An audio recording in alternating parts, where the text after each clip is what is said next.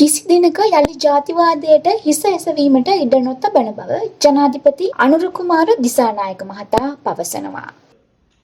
උතුරේ දෙමළ ජනතාව අප කෙරෙහි අලුත් පාලනයක් කෙරෙහි විශ්වාස තිබක වැදගත් සම්දිස්ථානය. අපේ අපේක්ෂාව වෙන්න ඕන මොකද්ද? ඒ විශ්වාස කරපු ජනතාව යලි තල්ලු කරන එක නෙවෙයි. හැබැයි දැන් මොකද්ද පරාජිත දේශපාලන කඳවුරු වල අභිප්‍රාය බවට පත් වී තිබෙන්නේ? පැරණි ජාතිවාදී දේශපාලන ලංකාවේ යලි මතු කරන්න. මම ජර්මනිය සංචාරයට කොටත් මම දැක්ක කියනවා LTT ප්‍රබලයක් හම්බෙන්න තමයි මම ජර්මනියට එන්නේ කියලා. ජර්මනි ඉන්නවද ඒකට? ඒකේ කියන්නේ වෙන මොකුත් නෙවෙයි. මේ නැවතර පැරණි අසාර්ථක ජාතිවාදී දේශපාලනය. ඔයගොල්ලෝ රට පාවලා දෙන අය. තේරුණාද? ඒ දේශපාලනයට මම හිතන්නේ ආපහු ඉඩ දෙන්න බෑ. සිවාද දන්නේ. ඒකනේ වගේ ඒ දේශපාලනට අපි ඉඩ දෙන්න ඕනද? ඒ නිසා අපි මත තියාගන්න. ලංකාවේ යලි අපිට දේශපාලනය කරන්න ප්‍රජාතන්ත්‍රවාදී පිළිබඳ ප්‍රශ්න, මානවිකම් පිළිබඳ ප්‍රශ්න, ආර්ථික ප්‍රතිපත්තීන් පිළිබඳ ප්‍රශ්න, වංචා දූෂණ පිළිබඳ ප්‍රශ්න ඕනතරම් දේශපාලනය කරන්න අපිට ප්‍රශ්න සහ පරාසයන් තියෙනවා. හැබැයි කිසිවෙක් යලි අපේ රටේ ජාතිවාදය මත දේශපාලනය කරන්න උත්සාහ කරනවා නම් තිබෙන නීති ප්‍රමාණවත් නැත්නම් අලුත් නීති හදලා රේ ජාතිවාදයට ඉඩ දෙන්නේ. මොකද ජාතිවාදයේ විශාල ව්‍යසනයකට මුහුණ දෙනු රටක් අපි අවුරුදු 30කට ආසන්න යුද්ධයක් උතුරේ දකුණේ මිනිස්සු මිය ගියා. පොළොව තෙත් වෙන තරමට ලේ හැලුණා. අපේ රට විශාල ප්‍රමාණයක් ආපස්සට හරලගේ මොකක් වෙනුවෙන්ද? ඒ අන්කවරක්වත් නෙවෙයි බලය ලබා ගන්නත් බලය ආරක්ෂා කර ගන්නත් ජාතිවාදී උපයෝග කරගෙන ප්‍රතිවිපාක. ඒ නිසා අපි එතන තාම දැඩි ලෙස ඉන්නවා.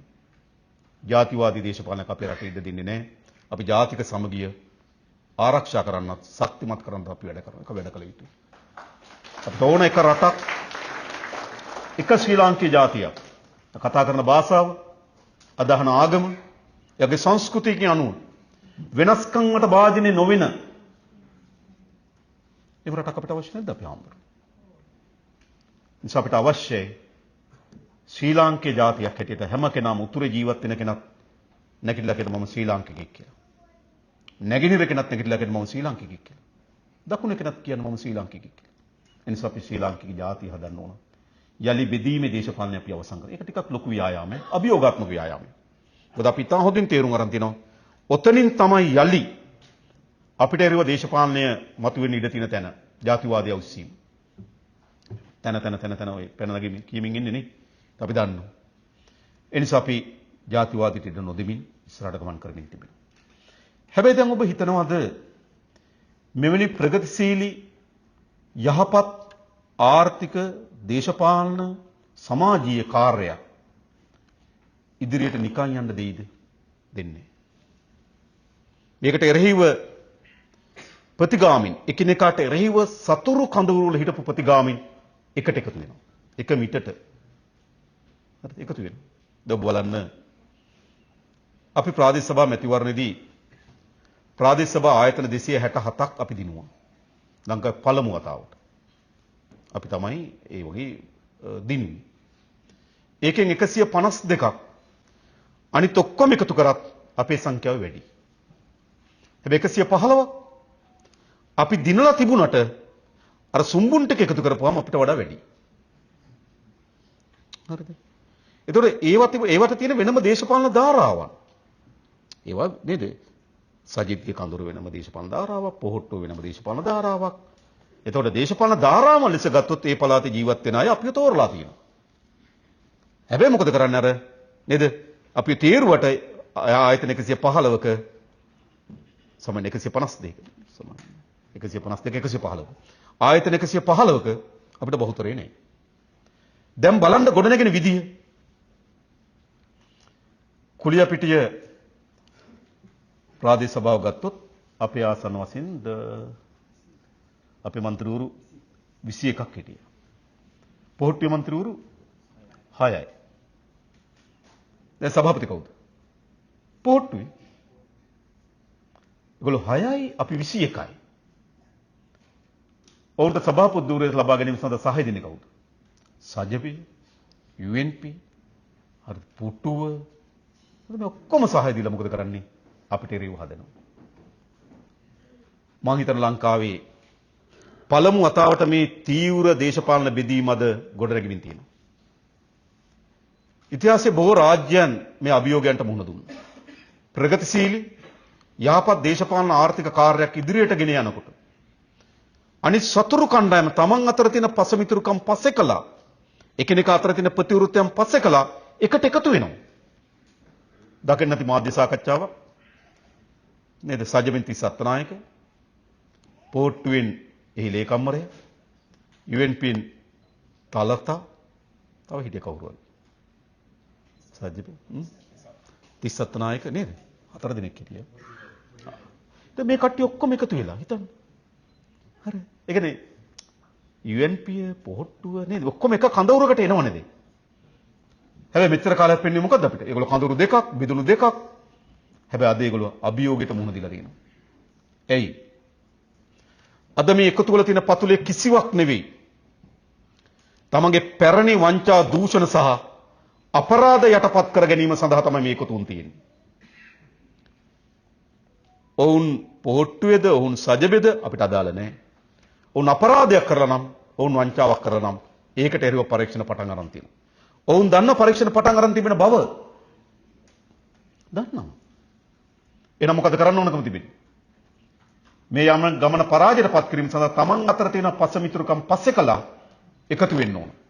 එහෙම නැත්නම් දේශපාලනිකව ගත්තොත් සජිත් ප්‍රේමදාස නාමල් රාජපක්ෂත් එක්ක එකතු වීම නාමල්ටත් අවාසි සජිත්ටත් අවාසි. නිකන් එහෙම හිතුවොත් නිකන් මතු පිටතල හිතුවොත් නේද? සජිත් නාමල් එක්ක එකතු වුණා නාමල් සජිත් එක්ක එකතු දෙන්නටම අවාසි. හැබැයි ඒගොල්ලෝ හිතන මොකද්ද? දෙන්න බෙදලා හිටියොත් කොහොමත් අවාසි. හරිද? ඒ නිසා මොකද කරන්න ඕන? මේකට රිව් එකතු වෙන්න ඕන. තමන් අතර තියෙන තමන්ට දිගු කාලෙ වෙන දේශපාලන හානි ඊට ඊළඟ ඡන්දෙදි කොහොමද ජනාධිපති අපේක්ෂක දෙන්නෙක් ඉන්නේ? එකට නම් එකට එන්නකෝ. නේද?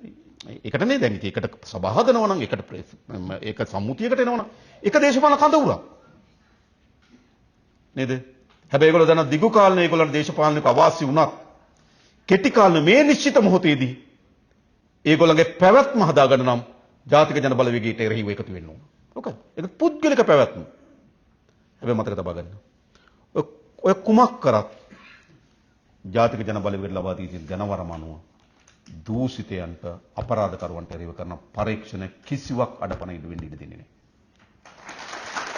ඒ වගේම අපි කරේ ජනතාව විශ්වාසය තබලා මේ අපිට ලබා දුන්නු ජනවරම අපි කරේ තබා තිබෙන බලාපොරොත්තු අපි අනිවාර්යෙන් ඉටු කරනවා. ඒ නිසා ලංකාවේ අලුත් දේශපාලනයක් මතුවලා තිනවා පළමු වතාවට. මෙතන ඔබට අපේ රට පිළිබඳ අපේක්ෂාවක් තියෙනවා. මොන වගේ රටක්ද අපිට ඕන? ඉස්සර ජනතාවට තිබුණු අපේක්ෂාවයි පාලකයට තිබුණු අපේක්ෂාවයි දෙකක්. ජනතාවට එක උවමනාවක් තිබුණා, පාලකයට තව උවමනාවක් තිබුණා. ඔබට සහතිකයක් දෙන පළමු වතාවට රටේ ආණ්ඩුවක් හදලා තිනවා. ඔබගේ උවමනාව සහ අපේ උවමනාව එකක් බවට පත් වුණු ආණ්ඩුව. ඔබට දූෂණය නතර කරන්න ඕන. අපිටත් ඒක ඕන. ඔබට දූෂිතයන් දඬුවම් දෙන්න ඕන. අපිටත් ඒක ඕන. ඔබට අපේ රටේ නීති විධාන ආධිපත්‍ය තහවුරු කරන්න ඕන. අපිටත් ඒක ඕන. ඔබට අපේ රටේ ආර්ථික මිට වඩා හොඳ ආර්ථික බට පරිවර්තනය කරන්න ඕන. අපිටත් ඒක ඕන. ඒ කියන්නේ මොකද්ද? ජනතාව සහ පාලකයා දෙපාර්ශ්වයක් නෙවෙයි. ජනතාව සහ පාලකයා එකට ඉන්න පාලනය ලංකාවේ ගොඩනැගිලා තියෙනවා. මේක තමයි අපේ රට ගොඩනැගීම සඳහා තිබෙන අවස්ථාව. ඒ අවස්ථාව උදා කර ගැනීමෙන් ඔබ විශාල වෙහෙසක් දරන බව මා මුලින්ම මතක් කරා.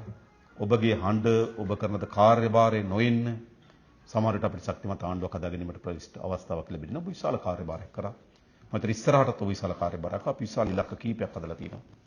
මේ වසර ලංකාවට ඉතිහාසයේ වැඩිම සංචාරකයන් ආපු වසර බවට මේ 2025 වසරපත් කරනවා. ඉතිහාසයේ වැඩිම අපනයන ආදායම ලබාගත් වසර බවට මේ 2025 වසරපත් කරනවා. ඉතිහාසයේ වැඩිම ආණ්ඩුවක් ලබාගත් ආදායම ලබා ගන්න වසර බවට මේ වසරපත් කරනවා. ඉතිහාසයේ වැඩිම දූෂිතයන්ට දඬුවම් දීපු අවුරුදු බවට මේ අවුරුද්දපත් කරනවා. ඉතින් එනිසා අපි යහපත් චේතනාවන් සහ බලාපොරොත්තු සහිත වැඩ කරනවා. ඒ වෙනුවෙන් අපි හැමදෙනාම එක්ව වැඩ කරමු. පෙනී සිටමු කියලා ආරාධනා කරමි. මම නතර වෙනවා. බොහොම ස්තුතියි හැමදෙනාට.